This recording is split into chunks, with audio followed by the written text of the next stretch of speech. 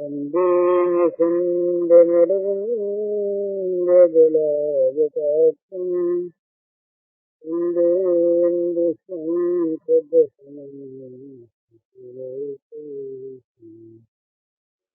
इन्द्रादिदेवगणवन्दितपादपीठम् वृन्दावनालयमहिं वसुदेवसूरिम्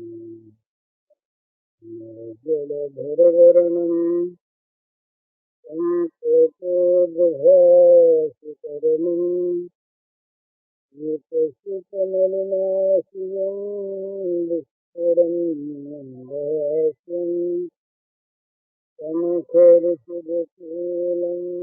चारुदर्हावशूलम् समपुनकुलसारं नौमि गोपीकमारम् ॐ श्रीविभूषितकरां नयनीरदाभात्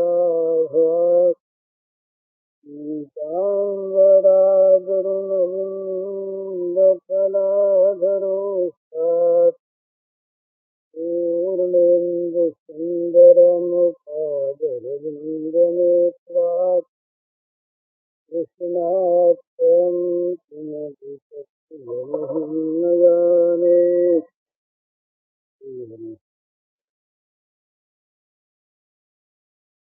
गुणात्मक सृष्टि है। सत्व रज तम तीनों गुणों में जब वैषम्य होता है तब सृष्टि बनती है। और ये गुण घटते बढ़ते रहते हैं। सारे विश्व में भी, किसी देश में भी, समाज में भी, व्यक्तियों में भी, और इनमें भी एक स्थायी रूप से भी अनेक मुद्दों की प्रधानता होती है। देश में, व्यक्ति में, समाज में, राष्ट्र में, इनमें भी कोई 7 मुद्दे विशिष्ट होते हैं जिनमें सत्वगुण की विशेषता होती है, तो तमोगुण से अधिक समन्वित होते हैं। और ये जिनमें सत्वगुण अधिक है उन्हें भी ये दिन बढ़ते घटते रहते हैं। तमोगुण सृष्टि में भी सत्वगुण की कभी कभी वृद्धि होती है। उनमें भी किसी में विशेष हो जाती, जैसे हिरण्यकशिप में महादमी हो गई, लंका में विभीषण को थी, विप्र को इस शास्त्री की भावना विशेष हो गई। जब समाज में तमोमुखी रज बढ़ता है तब अनर्थ ज्यादा होने लगता है, और जब तपोमुखी रज बढ़ता है तब अनर्थों की निवृत्ति होती है और अच्छे आचरण, अच्छे कार्य, शुभ कर्म होने लगते हैं। तो योगुण प्रधान तो जगत है ही। तो योगुण का अर्थ ही है क्रिया, चेष्टा, अचल प्रवृत्ति। जहाँ रागमयी प्रवृत्ति है वही रजोगुण है। तो रागमयी प्रवृत्ति ही जगत का स्वरूप। तो प्रवृत्ति तो जगत है तब तक है ही। वो प्रवृत्ति तमुखी है या तमोमुखी है, ये अंतर पड़ता है। रज की प्रधानता होने पर कहीं कहीं रजोमयी ही रज की प्रवृत्ति भी होती है। इस समय बीच का सा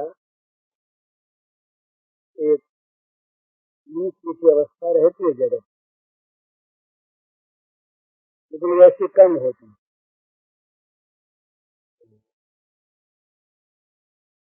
जब तमोमुखी रज की प्रवृत्ति होती है, रज की प्रधानता न होकर तम की प्रधानता होती है, तम के नियंत्रण में रज कार्य करता है। निर्गुणी मनुष्यों की, निर्गुणी कार्यों की जब प्रवृत्ति अधिक होती है तो प्रवृत्ति अधिक से होती है और संयोजन उनका असरदार उस समय रहता है। जब ऐसी अवस्था जगत की होती है इसका नाम कलियुग। इसके बीच में भी जैसे दिन में कई बार, घंटे में कई बार, वर्ष में कई बार ये सतत बढ़ते रहते हैं, इसी प्रकार कलियुग की तमेमयी स्थिति में भी कभी कभी कहीं कहीं पर किसी में जब किसी वृद्धि होती है तो वहाँ पर सात्विक प्रकाश, उज्ज्वल शुभ कर्म, पवित्र भाव देखने में आते हैं। हमेशा चलता रहता है। जब सात्विक प्रवृत्ति अधिक होती है उस समय अशुभ कर्मों का प्राय लोप सा हो जाता है कहीं कहीं। जैसे राम राज्य में ये आलंकारिक भाषा ही नहीं, वास्तविक चीज ऐसी मानते हैं कि दंड के नाम पर सन्यासियों के दंड, दंड से कोई अपराध करे तब न हो, और वहां पर भी राजसी ये तामसी प्रवृत्ति हुई। कैकेयी के मन में तामस आया, मंथरा के प्रेरणा से हुई, लोभ पैदा हुआ, लोभ प्रवृत्ति आरंभ कर्म नाम समस्या, ये रजोगुण के स्वरूप हैं। तो राम के वनवास और वहीं पर भरत पत्नी के साथी की वृत्ति, तो उस जमाने में भी ये सब होता रहता था। जब साथी की वृत्ति अधिक होती है तब उपनिषद में आता है, राजा ने कहा हमारे यहाँ शराब क्यों नहीं लेते, हमारे राज्य में चोर है ही नहीं, हमारे राज्य में कोई शराब पीने वाला है ही नहीं, हमारे राज्य में थोड़ा अनाचारी दुराचारी लोग होते कैसे है ही नहीं, यहाँ तो घोषणा करने वाले। एक ऐसा वर्णन आता है पुराण में, एक राजा शायद काशी राज से उनके राज्य में निष्पात करने का सर्वथा आभास हो गया और इतना पुण्य फैला, इतने पुण्य जन लोग हो गए कि सबके पितर भी तर गए। नवीन दुष्कर्म होना बंद हो गया और पुराने जो दुष्कर्म का फल भोग रहे थे नरकों में उनका त्राण हो गया, तो नरक का काम बंद हो गया, नरक लोक का काम बंद हो गया। तो वहां पर कोई नया आए नहीं, पुराना कोई रहा नहीं, जेल खाने में कोई नया कैदी ना आवे और पुराने सब छूट जाए तो जेल वाले क्या करें सर, कोई काम ही नहीं रहा। तो यमराज ब्रह्मा जी के पास गए, बोले महाराज हमारा तो महत्मा बंद हो गया, कोई रहा ही नहीं, मैं कोई पहले का है और नया कोई आता नहीं है। तो हम लोग सब ऐसे बैठे सारा काम सब हो गया हमारा। तो ब्रह्मा जी ने कहा भाई जब तक इस राजा का शासन है तब तक तो यही रहेगा,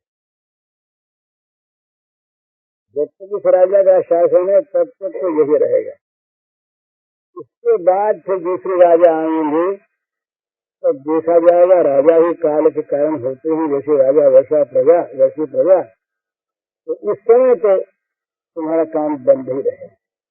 ये युग था, ये युग था जहाँ पाप करने वाले लोग रहे नहीं, पाप रहा नहीं। और ये भी युग है आज कि हम अपने पर विचार करते हैं तो देखते हैं कि भाई पाप तो जीवन में रहता है। निष्पाप आदमी, सर्वथा निष्पाप आदमी जगत में बहुत थोड़े रह गए। स्वाभाविक सहज पाप की प्रवृत्ति और पाप में से घृणा निकल गई। ये होता है पहले पाप से जब घृणा होती है, भय होता है, तब आदमी पाप नहीं करता। और जब भय भरना निकल जाती है तब फिर पाप की उपेक्षा हो जाती है, हो गया तो क्या है। और जब इसमें आसक्ति हो जाती है तब जान बूझ कर ये नया नया पाप करता है। और जब पाप में गौरव बुद्धि हो जाती है फिर तो कहने क्या है। फिर तो पाप करके आदमी, बुरा काम करके आदमी घमंड करता है कि मैंने ऐसा किया, देखो मैं सफल हूँ। ये स्थिति जब जगत की होती है तो ये बड़ी भयानक स्थिति होती है, क्योंकि सभी के पाप में प्रवृत्ति और पाप में प्रवृत्ति जिनकी, उनका समाज में विशेष मान आज होता रहा। आज भी ये प्रवृत्ति बढ़ रही है। किसी प्रकार से भी किसी के पास पैसा आ जाए तो समाज उसको पूछता है, ये कैसे आया ये नहीं देखा जाता। ये खुली चोरी डकैतियों का तो थोड़ा बहुत ये अभी तक दंड का विधान है, तो भी जितना दिखाई हो उतना असली नहीं। चोरी भले होते रहेगा, रिपोर्ट में रहेगा और कोई बोला नहीं तो चोरी कोई आपत्ति नहीं। तो ये थोड़ा बहुत है, लेकिन मानसिक चोरी, गुप्त चोरी, कागज कलम की चोरी कितनी बढ़ रही है तो ठिकाना है। जहाँ ये चीज थी व्यक्ति में, समाज के एक आदमी में दूसरे का हक हमारे पास आ न जाए, दूसरे का स्वत्व हमारे यहाँ आ न जाए, हमें कहीं पर भी अपने बही खाते में झूठ न लिखना पड़े, वो इस प्रकार की चीज। अब वो चीज मन उठ गई। पहले जमाने में ये चीज थी, सारे महात्मा संत लोग सोचा करते थे कि भाई अमुक का अन्न खराब है, उसका नहीं खाएंगे, राजा का नहीं खाएंगे, अमुक का नहीं खाएंगे, अमुक का नहीं खाएंगे। अब किसका खाएं? अब ढूंढना पड़ता उल्टा, पड़ोसा के अमुक अमुक खाएंगे तो नहीं खाएंगे और सब अच्छे हैं। अब किसका खाएं ये देखना पड़ता है, कौन अच्छा, ये जांचना मुश्किल। क्योंकि ये जब तक हाथ से किसी वस्तु को लेते थे तब दूसरी बात, अब तो मन से लेते हैं, बुद्धि से लेते हैं, कौशल से लेते हैं, क्रिया से लेते हैं, योजनाएं बनती हैं लेने की इस प्रकार से। और उसमें पाप बुद्धि तो है नहीं, उसमें गौरव बुद्धि, उसमें गौरव बुद्धि इसमें होता है कि ये बड़ा अच्छा हो रहा है, और उनका फिर समाज में मान होता है। समाज में जब चोर पूजा बढ़ती है, चोर पूजा होने लगती है, चोर पूजा बढ़ती है तो समाज चोर बन जाता है। जब व्यभिचार पूजा होती है समाज व्यभिचारी हो जाता है। जब अनाचार पूजा होती है तो समाज अनाचारी हो जाता है। और बढ़ती क्योंकि सबकी दृष्टि होती है ना, मैं चोरी करके मैंने पैसा इकट्ठा कर लिया तो आप सब मेरा मान करेंगे, समाज में भी मैं अग्रणी होऊंगा, राजनीति में भी मेरा विशेष स्थान होगा, संत महात्मा भी मेरे पास आएंगे, मैं जाऊंगा तो मेरा विशेष मान करेंगे, मैं समाज का आ गया। तो और लोग जिनके पास नहीं वो क्या देखेंगे, अपने भी ऐसी बने। स्वाभाविक बात ये विद्याचर के सर्जन तो प्रमाण वर्तते। भगवान ने कहा कि भाई मैं ये स्वतंत्र होकर के, सावधान होकर के ये वैध कर्म क्यों करता हूँ। तो भगवान ने बताया कि समाज में जिसको श्रेष्ठ मानते हैं उसकी लोग नकल किया करते और उसके आचरण को, उसके वचनों को प्रमाण मानकर उसी के अनुसार चलते हैं। तो मैं श्रेष्ठ माना जाता हूँ, मैं यदि कर्म न करूँ, यदि हम जात कर्म चंद्रत मन वर्तमान वर्तन से मनुष्याता सर्वथा पृथ्वी लोका न कुरियान कर्म दृश्यकर्ता संबंध प्रवाह। मुझे कुछ आवश्यक नहीं, मानेगा तुम्हें बात कर दी वर्तमान से कर्म, मुझे कुछ ऐसी वस्तु अप्राप्त नहीं है जिसको प्राप्त करने के लिए कर्म करना पड़े। परंतु यदि मैं न करूं अचंद्रित होकर के सावधानी के साथ, तो मेरी देखा देखी लोग भी छोड़ दें, शुभ कर्मों का विलोप हो जाए, कर्म किए बिना आदमी रहे न अशुभ कर्म हो, प्रवृत्ति हो ही, चाहे सुप्रवृत्ति हो चाहे सुप्रवृत्ति हो, यदि कर्म न करूँ सावधानी के साथ, मेरी देखा देखी सत्कर्म को लोग छोड़ दें, असत कर्म सारे लोगों के जब समाज में अगला आदमी जो काम करता है सब लोग स्वाभाविक उसके नकल करते हैं। तो साथ देखिए मुसलमानी जमाने में ये मुसलमानी पोशाक आई वैसा रूप रंग है, अंग्रेजी जमाने में हेडकोट पतलून लटकाई आ गई, गांधी जी का जो प्रभाव हुआ तो गांधी टोपी कुर्ता आ गया। इसी प्रकार ये मामूली बातें हैं संसार में, लेकिन इसीलिए ये समाज जो है ना, पशु में समाज नहीं है, मनुष्य में समाज है। समाज का अर्थ ये है कि संगठित वो रहे और उनमें बुराई न आने पाए, मनुष्यों में इसकी देख रेख रहती रहे। तो जब समाज ही श्रृंखल हो जाए तो समाज से व्यक्ति को लेकर के यह फिर क्या है, सारे व्यक्ति फिर उसको देखा दे तो समाज में चोर पूजा, व्यभिचार पूजा, अनाचार पूजा ये जब आरंभ हो जाती है तब ये चीजें बढ़ती हैं, तब मनुष्य की प्रवृत्ति और भी कलुषित कामों की ओर जाती है। करो एक तो ये मन में कि भाई किसी भी दूसरे की चीज हमारे पास आ न जाए। भाई के सगे भाई के बगीचे में से बिना कहे लिखित मुनि ने एक फल तोड़ लिया, महाभारत की कथा। इससे फिर दोनों भाइयों ने बड़े शांति और प्रेम के साथ निर्णय किया इस कर्म को चोरी है।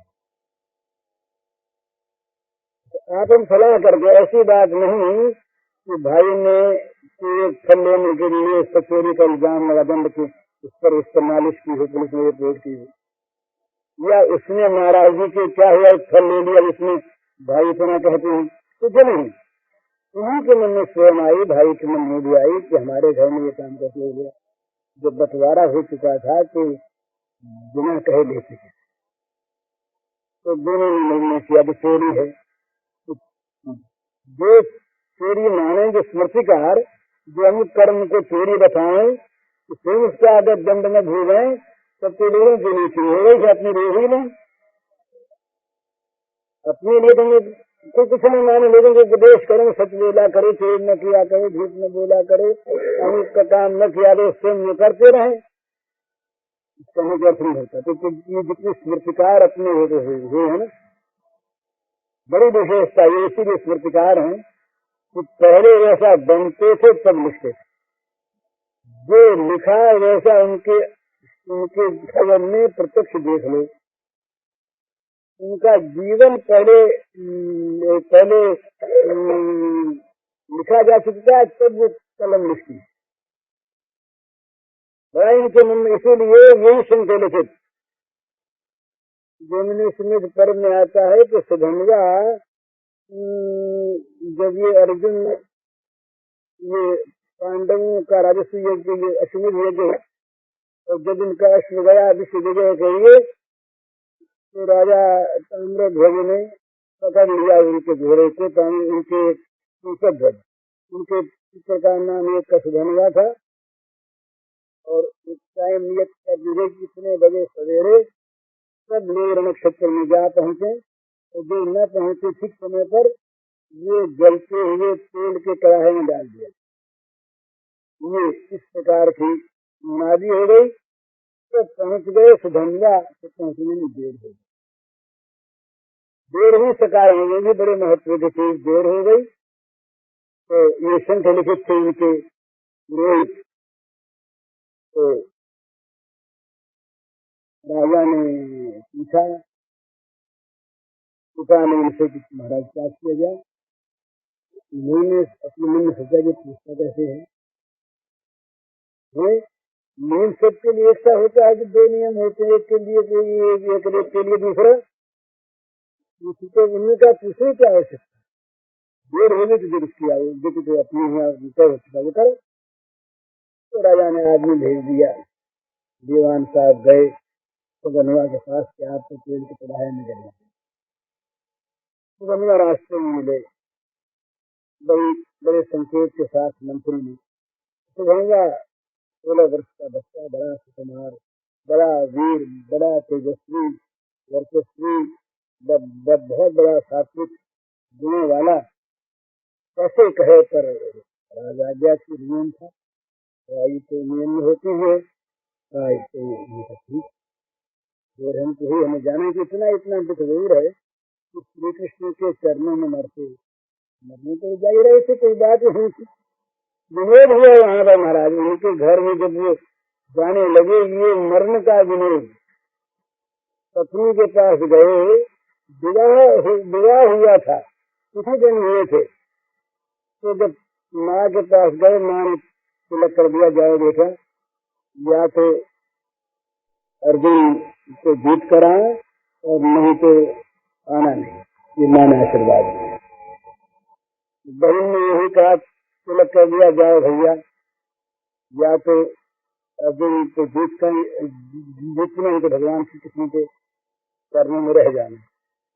पत्नी के पास गए तो वहाँ बड़ा विनोद हुआ। विनोद, ये क्षत्रियानियों का विनोद देखिए। तो पत्नी बोली, सोहनिया की पत्नी, जवान लड़की अभी ब्याह होकर के आई है, ये बोली कि स्वामी, उनके राज्य में एक व्रत था, एक पत्नी व्रत। ऐसा ये कड़ा नियम था कि राज्य में कोई भी दूसरी पत्नी नहीं कर सकता था मरने के बाद भी, एक पत्नी व्रत था। श्री कृष्ण ने जब ये बात कही, वहीं पर जब युद्ध क्षेत्र में सुधनिया के पीछे आए, जब हारने लगे तो सुधनिया ने कहा कि तुम अर्जुन जीत नहीं सकोगे, हो तो तुम बहुत बड़े, तो तुम्हारे सामने बालक है, पर यदि कुछ भी विजय की इच्छा हो तो अपने इच्छार्थ याद करो, जो महाभारत में थे। इसीलिए तो युद्ध में गए थे सुधनिया, याद करते भगवान आ गए। कृष्ण ने आकर के घोड़ों की लगान संभाल ली। तब बोले वहां पर श्री कृष्ण अर्जुन से, करे भैया हम तुम जीते कैसे, ये सब एक पत्नी करते हैं और हमने हजारों ब्याह किए, तुमने 10 ब्याह किए, तुम्हारे इसी हमको कैसे जीतेंगे। भगवान ने कहा एक पत्नी करती रहे। तो पत्नी कहती है दिन जाते समय कि स्वामी, आज आपका एक पत्नी व्रत भंग है, व्रत भंग है। दुनिया का कैसे भंग होगा हमारा, ऐसे पत्नी हो, ऐसे भंग होगा कि आज आप श्री कृष्ण के चरणों में सोएंगे, मृत्यु होगी। श्री कृष्ण के चरणों में और नक्षत्र में जब आपका मरण होगा तो मृत्यु आपको बढ़ेगी। आप मृत्यु के स्वामी हुए तो मुझको छोड़कर मृत्यु के स्वामी हो गए ना, तो आपका एक पत्नी व्रत भंग हो गया। तो धन्यवाद ने कहा कि हमारा नहीं भंग होगा, तुम्हारा पातिव्रत ही भंग होगा।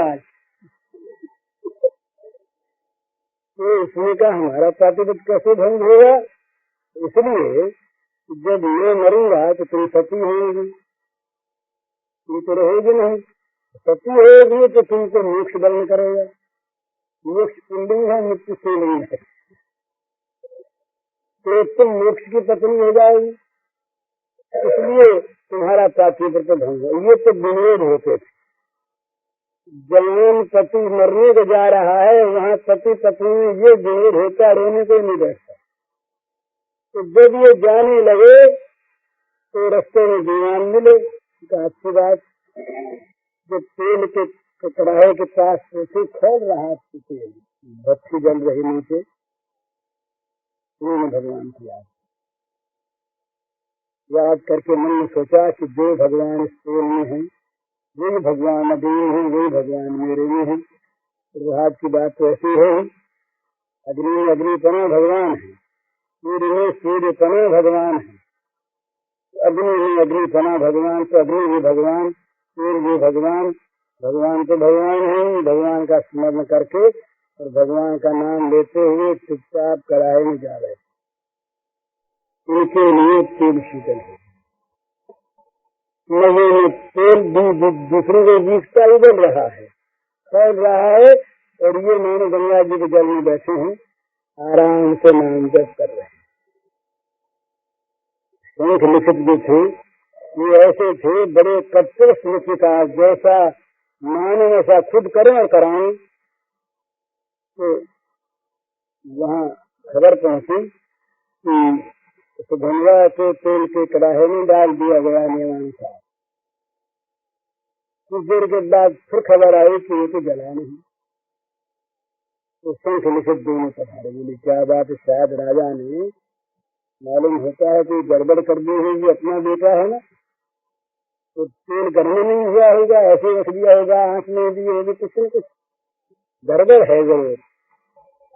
तो ये पहुंचे दोनों यहाँ पर शंख लिखे, ये पहुंचे जा करके शंख ने देखा कि भाई आग जल रही है, तो तेल फैल भी रहा है, पर जलता कैसे नहीं।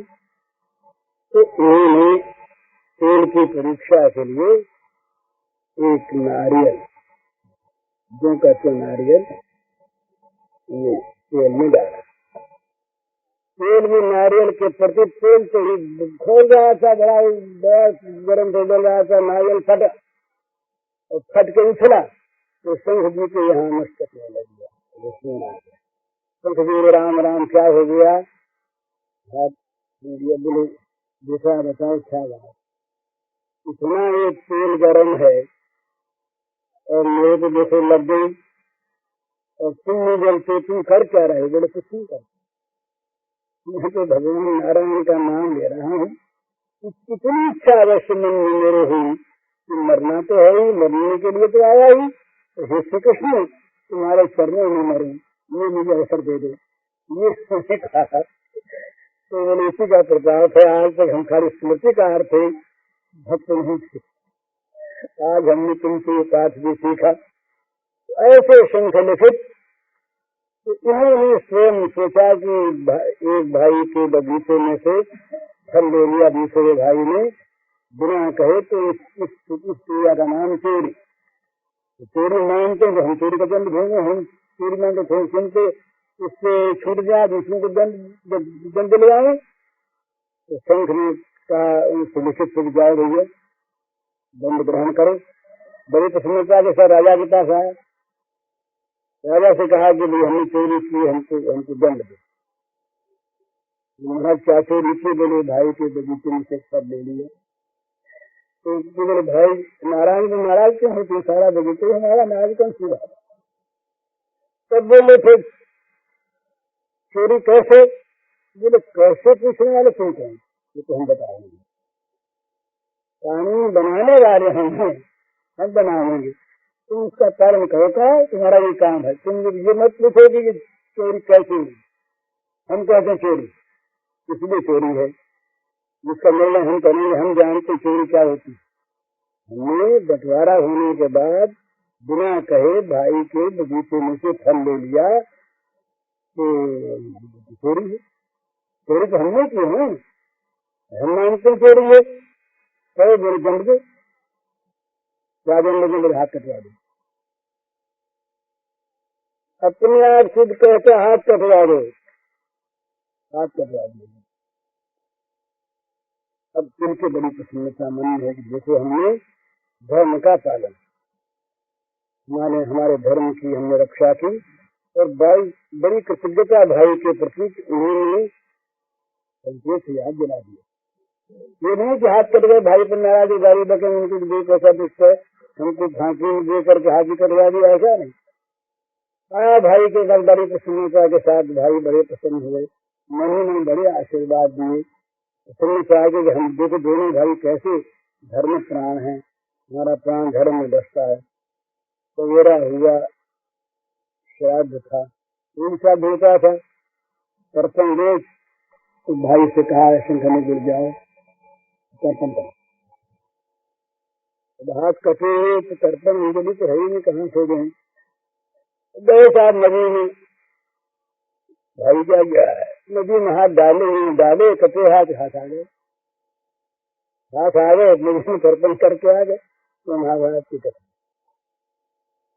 तो एक ये जमाना था जिस जमाने में इस चीज को भी चोरी माना जाता था, और जब जमाना पलटा, वृत्ति हमारी तबीमुखी हुई, आज ये जमाना है कि भाई क्या गया है, नदी में हाथ डाले कपड़े हाथ आ गए, हाथ आ गए लेकिन तर्पण करके आ गए। तो महाभारत की कथा। तो एक ये जमाना था जिस जमाने में इस चीज को भी चोरी माना जाता था, और जब जमाना पलटा, वृत्ति हमारी तबीमुखी हुई, आज ये जमाना है कि हम दिन भर चोरी करते हैं। दिन भर हमारा मन चोरी करता है, बड़ी बड़ी चोरियां करते रहते हैं। मैंने दूसरे के सत्व पर मन चलाना, यही तो चोरी है। पहले मन में आता है, फिर क्रिया में आता है। तो दिन भर हम मन चलाते हैं, ये धन इसका हमारे आ गया, इसका है, क्या शब्द में कहें, सब यही कहते हैं। अब कहते सब आज की चोरी बढ़ गई, पुलिस वाले काम नहीं करते, राज काम नहीं करता। बात तो ठीक है, चोरी बढ़ी, काम भी कम करते हैं, फिर इसका मूल कारण क्या है? चोरी करने वाले कौन है? तो कुछ चोरी करने वाले कौन है और पुलिस वाले कौन है, हम कौन है? सब एक ही समाज के तो व्यक्ति है ना। तो हमारे मन में चोरी आ गई, कोई उसे मन करता है, कोई कलम कागज से करता है, कोई ये ऐसा नहीं कर सकता तो ये हाथ से उठा लेता है। कितना अंतर है। हमारे मन में जो यज्ञ की भावना थी, हमारे मन में जो निष्प्रियता थी, हमारे मन में जो दूसरे के किसी भी पदार्थ के प्रति मन में जो घृणा थी, वो निकल गई। ये जहाँ निकली फिर कैसे करें? ये तो जो कुछ भी होता है, हम जिसको मन में बुरा समझते हैं वो हम नहीं करते। तो मन की बुराई निकली, मन में बुराई के प्रति घृणा निकली, मन में बुरे को भला माना।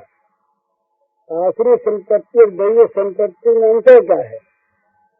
दैवीय संपत्तिवान पुरुष जो है, वो जितने भी ये सात्विकी दैवी गुण हैं, इन गुणों को स्वाभाविक अपने में रखता है, और इनसे विरोधी गुण जो है ये इसे सुहाते नहीं। और आसुरी संपत्ति वाला ये जितने बेगुन दुर्विचार दुराचार हैं, इन्हीं में उसकी रति रहती है, प्रीति रहती है। दोनों आदि है, परंतु दोनों की क्रियाओं में भेद रहता है, मन के भेद से। तो जब समाज में या व्यक्ति में तमोमुखी रज की प्रवृत्ति हो जाती है, उस समय अनाचार दुराचार इत्यादि स्वाभाविक बढ़ते। तो ये जैसे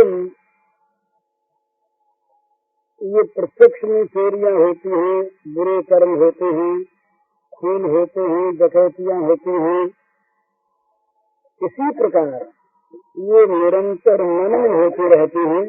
और पहले मन में होती हैं, फिर ये बाहर आती है। तो ये जब इससे घृणा निकल जाती है, तो मन में इन सब चीजों को आदमी बसाता है, और मन में जैसे अपनी प्रिय विषय का चिंतन कोई करे, वैसे इनका चिंतन करता है।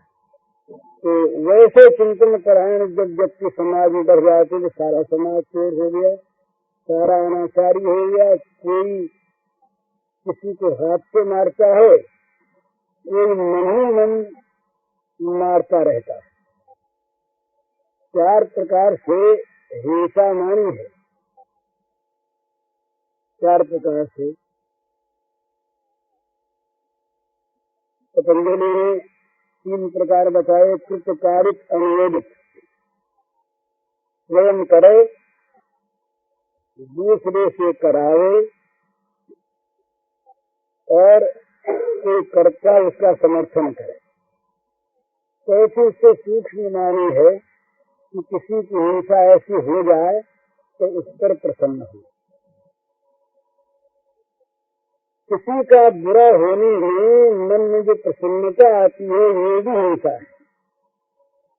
तो इस प्रकार की हिंसा, इस प्रकार की चोरियां, इस प्रकार के कार्य जब इस रूप में होते तब और भी स्थूल होते होते प्रसन्नता के बदले फिर समर्थन होता है। फिर समर्थन के बाद फिर प्रेरणा होती है और फिर खुद करने लगते हैं। प्रकार अलग अलग होते हैं। किसी आदमी को हमने कलम से उसके सत्व की चोरी कर ली और किसी को हमने हाथ से छीन करके उसकी चोरी कर ली। चोरी दोनों है, पर सच पूछे तो ये जो सभ्यता से भरी चोरी होती है ये अधिक भयानक होती है। क्यों भयानक होती है कि शुद्ध चोर को समाज चोर मानता नहीं। वो तो समाज में एक कला मानी जाती है, एक वृत्ति मानी जाती है, एक जीविका का साधन मान लेता है आदमी से। अभी हमने कल पढ़ा अखबार में कि बिहार में कुछ ठेकेदार और कुछ अफसर पकड़े गए। तो मुझे ठीक फिगर याद नहीं, लेकिन एक जगह लिखा जिससे शायद 600 रुपए का काम था और करीब 3 लाख रुपए कागज कलम में ही तो दे दिए गए। पेमेंट हो गया, काम 600 का ही हुआ। इस प्रकार से 5-7 कलम इस अखबार में दी हैं। तो एक दूसरे से लगा ही नहीं, काम हुआ ही नहीं और 2.25 लाख रुपया हो गया, खर्च हो गया। तो सारा कागज कलम को लेकर के हुआ। कलिया नहीं पढ़ाए बिहार में। तो ये क्या चीज है? वो अफसर भी पढ़े लिखे, वो ठेकेदार भी जो लाखों का काम करते कराते हैं वो भी सभ्य होंगे, समाज में सभ्य माने जाते होंगे। और क्या दशा है, इसका अर्थ क्या होता है? जैसे बेटा कपिलानी ने कहा वहाँ पर कि झूठ का हमें पता नहीं। हिंदी विश्वविद्यालय में कोई अच्छे प्रतिष्ठित प्रोफेसर ने अपने लड़के के बारात के लिए झूठे टिकट बनाए थे और उसमें पिता ने ये कहा कि उसको तो सरकार ने पद्म भूषण की उपाधि दी। नाम तो सब लोग जाने गए होंगे वहाँ वाले, हमको तो पता नहीं। तो ये सब क्या है? अगर ये बात सत्य है तो समाज में चोरी से, अनाचार से घृणा निकल गई, तब फिर ये चीजें होगी। जब तक पाप बुद्धि रहती है तब तक पाप करने में मनुष्य को डर लगता है। राजा भोज के यहाँ एक पंडित क्या होती चोरी करने के लिए उनके महल में घुसे। रात को मन में आगे चोरी करने की कोई संवेदन की वृद्धि हुई इस काल में। अब रात के भोज से सो गए, उसे उठ करके देख रहे थे लेने बढ़िया अच्छी फिर आ जाएगा इसकी चोरी में नहीं करना। रात भर देखते रहे, बचते रहे। शास्त्र ने बचाया, पाप के भय ने बचाया। शास्त्र विश्वास और पाप का भय रात भर चोरी नहीं कर सके। सवेरे जागे राजा तो वो कलम के नीचे डूब गए। तो राजा जागे तब वहाँ होता था सब सैनिक लोग सलामी करने आते थे। तब रानियां इकट्ठी हो जाती थी और सब भाई बहन 1000 लोग सलामी करते। घोड़े थे तमाम आके खड़े हो गए सलामी के लिए। तो उसको कहा देखो हमारे कितने अच्छे घोड़े, कितनी अच्छी रानियां और कितने अच्छे ये हमारे सरदार। तो पंडित से रहा नहीं गया, ये बोले आंख में मिले कभी तक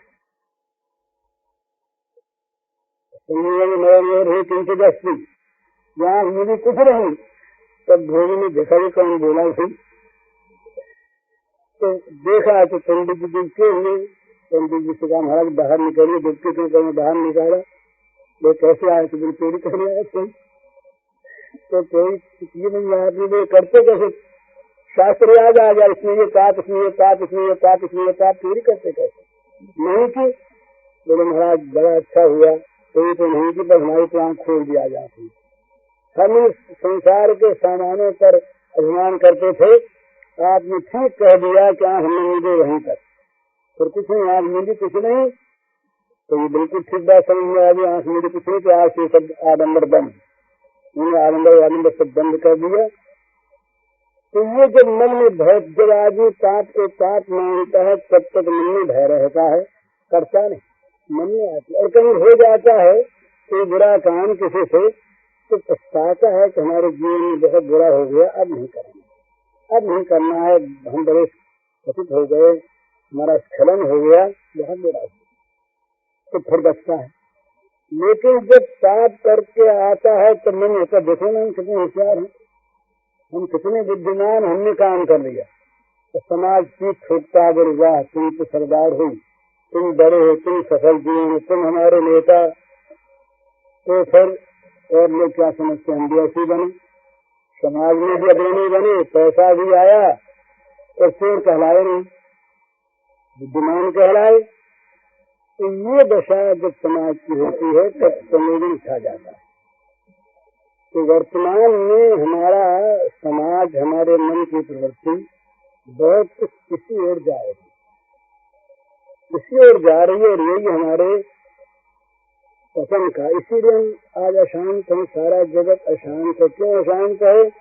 कि बस भोग लिप्सा बढ़ गई, जीवन का उद्देश्य हमने कामोपभोग मान लिया, त्याग को भूल गए।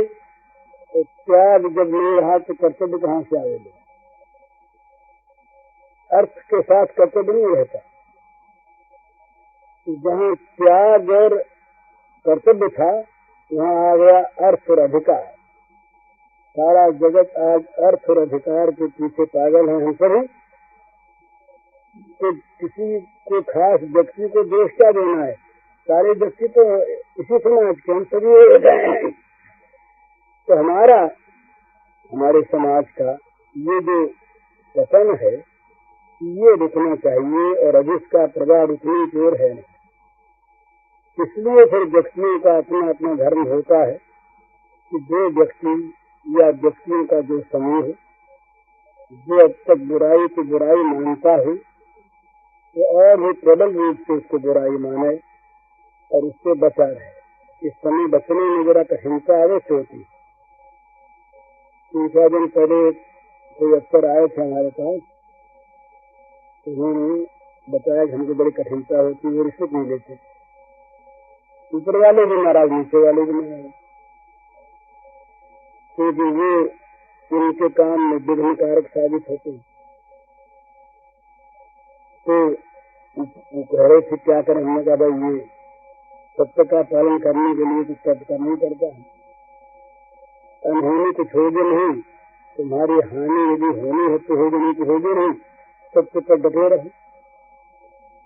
और क्या है, कई घटनाएं सुनाई कि असत्यवादी लोग हमें बुरा साबित करते हैं और उनके पक्ष में लोग मिल जाते हैं, सब उनका समूह है। तो यही तो परीक्षा का समय है, जब परीक्षा आदमी को देनी होती है, सत्य की परीक्षा। तो सत्यवादियों को सत्य की परीक्षा में कोई कठिनता नहीं होती। जब वातावरण दूसरा होता है तो कठिनता होती है। तो यहाँ विशेष महत्व है आज तो भगवान की कृपा पर विश्वास करके जहाँ तक अपने से बने अपने जीवन की सात्विकता को बढ़ावे और कायम रखे।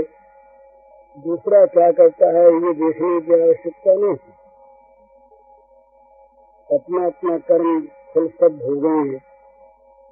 तो इस समय व्यक्तियों में समाज में कर्म का प्राधान्य है।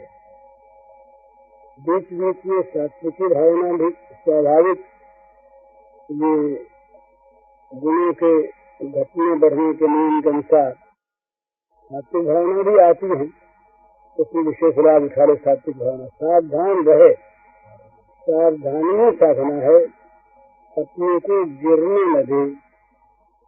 इधर यदात्मनात्मा ममात्मा ममवसादयेत्, अपने को गिरने न दे, खाता रहे, निरंतर सावधान। प्रकृति अभोगामिनी है भला, प्रकृति स्वाभाविक नीचे की ओर जाती है। सत्य गुणी मनुष्य भी अगर गुणातीत होने की ओर न जाए तो उसका सब सर्वमुखी हो जाएगा। सर्वमुखी सत्व रज के रूप में हो जाएगा और रज फिर तमोगुणी तमोमुखी हो जाएगा और सत्वम की प्रधानता हो जाएगी। इसलिए अगर अपने में अच्छे गुण दिखते भी हों तो और बढ़ावे, संतोष न करे, अच्छाई से संतोष न करे, बुराई को दूर से नमस्कार करे। इस प्रकार सावधान मनुष्य रहे तो अपने बच सकता है। अपने बचेगा तो स्वाभाविक उसके आस पास में भी उसके विचार की धारा जहाँ तक जाएगी वहाँ तक, उसके विचारों के परमाणु जहाँ तक जाएंगे वहाँ तक वो अच्छाई शुभ ही फैलावेगा। स्वाभाविक जहाँ गुलाब होता है और साथ साथ उसके त्याग दर्शन भी होता है तो गुलाब की गंधरी बीच बीच में आती है, चाहे वो कितनी तीव्र गंध हो, तो इससे लोगों को सुख मिलता ही है। इसी प्रकार हम यदि अच्छे रहे तो हम तो अच्छे हैं, हमको तो लाभ है, और हमारी अच्छाई दूसरों को भी अच्छाई सिखाएगी किसी हद तक। और हम यदि केवल दूसरे की अच्छाई की बात सोचते रहे और अपने में अच्छाई लाने की चेष्टा हमने न की तो हम दूसरे को अच्छा बना सकेंगे, हम अच्छे बनेंगे। इसलिए मनुष्य का ये धर्म होता है कि स्वाभाविक वो स्वयं अच्छा बनने की कोशिश करे, अच्छा बनता रहे। हरिओम। पूज्य श्री भाई जी के इस प्रवचन का शीर्षक है मानव जीवन के लक्ष्य की प्राप्ति और इसका कैसेट संख्या है 34।